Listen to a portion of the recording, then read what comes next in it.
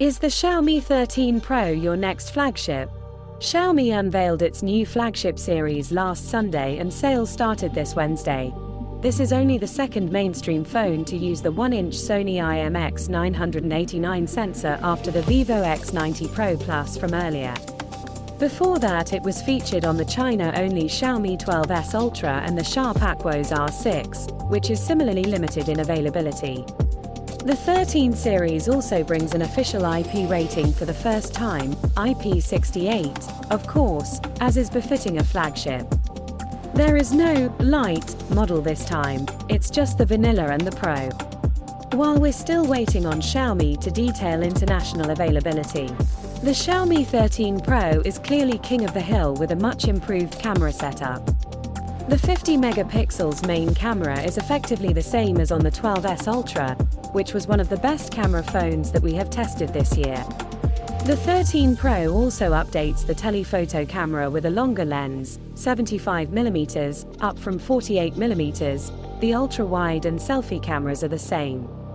The 6.73 inches QHD LTPO 120Hz display is effectively the same too, though Xiaomi boosted the maximum brightness to 1200 nits, up to 1900 nits for HDR videos.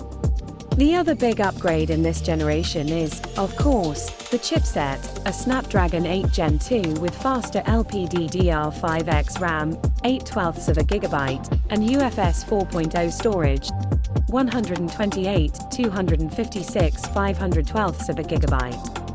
Xiaomi managed to squeeze in a bit extra battery capacity, 4,820 mAh, up from 4,600 mAh, and used the Surge G1 chip to enable 120W wired and 50W wireless charging.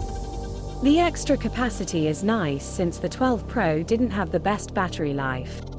Price info: Xiaomi 13 Pro price info, Xiaomi 13 price info, Xiaomi 13 Pro, Xiaomi 13 and 8 128ths of a gigabyte Xiaomi 13 Pro will run you 5,000 Chinese yuan in China, which converts to $720 per €675 per 59,000 rupees.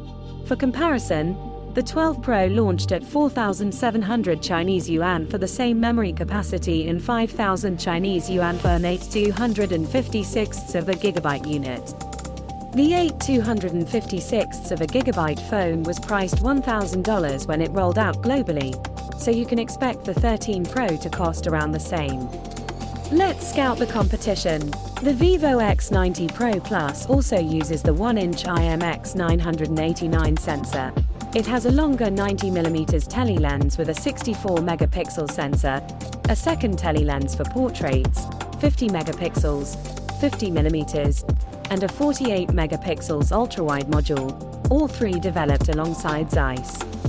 The 6.78 inches LTPO 120Hz display is similar.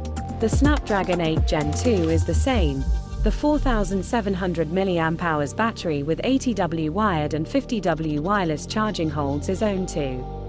The X90 Pro Plus costs more than the Xiaomi as it starts at 6,500 Chinese yuan for a 12 256ths of a gigabyte unit.